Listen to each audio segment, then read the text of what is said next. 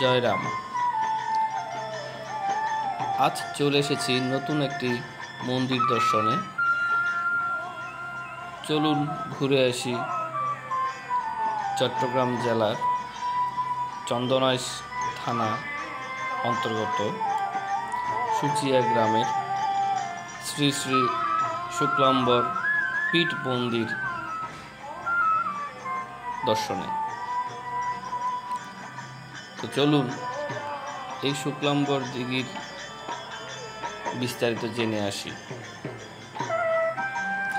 চন্দনাইশ থানার দক্ষিণে শঙ্খ নদীর তীরবর্তী সুচিয়া গ্রামে শ্রী শুক্লাম্বর ভট্টাচার্যের শ্রীপাঠ, ত্রিপুরা সুন্দরী দেবীর মন্দির, দিঘি ও আশেপাশের বিশাল জায়গা নিয়ে এই শ্রীপাঠের পত্তন হয় প্রায় 500 বছরেরও আগে।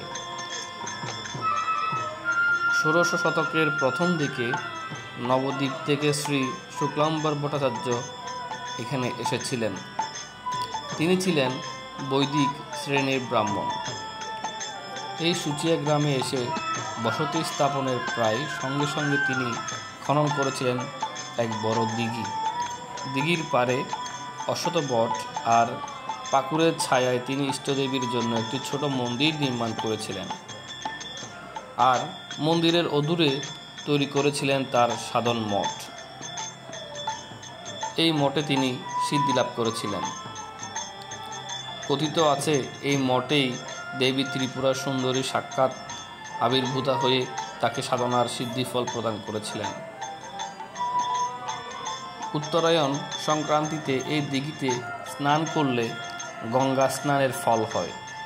যেই শঙ্খ নদীর অববাহিকায় এই দিঘির অবস্থান, তার প্লাবনের জল কখনো প্রবেশ করেনি।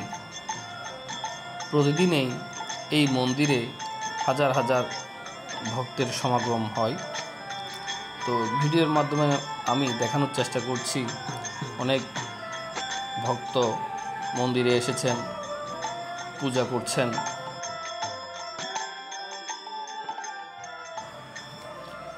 এখন দেখতে পাচ্ছেন এই সেই অশ্বত্থ বটবৃক্ষ।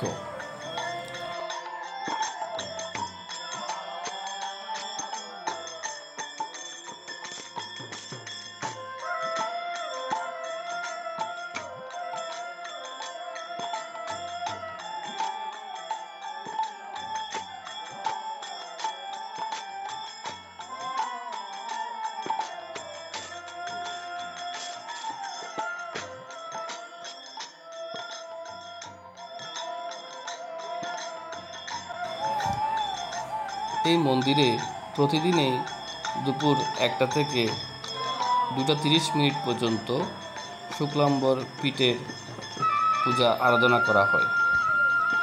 তো হাজার হাজার ভক্ত পুজো নিয়ে আসেন, পুজো দেন।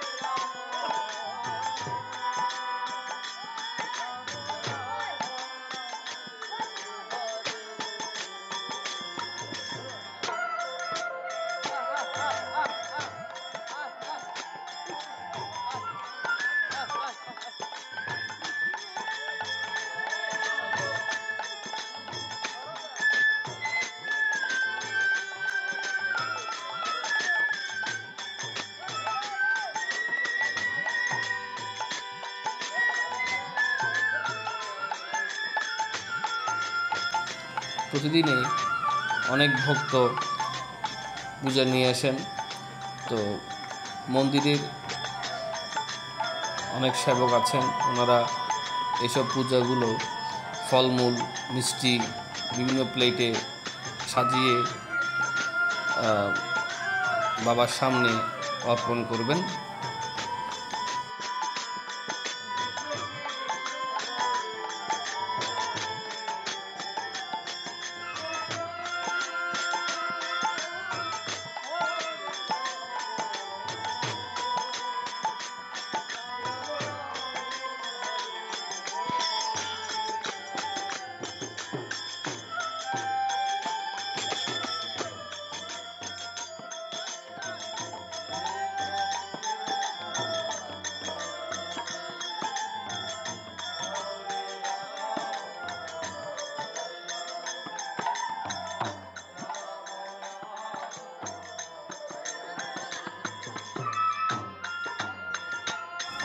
তাছাড়া মন্দিরে প্রতিদিনই ভক্তদের মাঝে প্রসাদ বিতরণ করা হয়।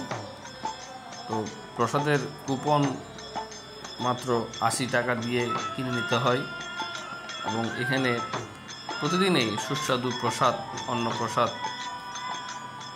হাজার হাজার ভক্তরা এখানে প্রসাদ আস্বাদন করে থাকেন।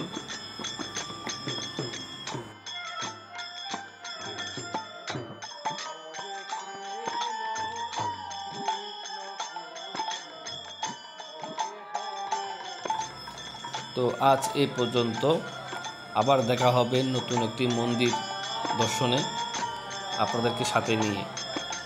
দেখার আমন্ত্রণ রইল এবং ভিডিওটি যদি ভালো লেগে থাকে আপনারা অবশ্যই শেয়ার করবেন। জয় রাম।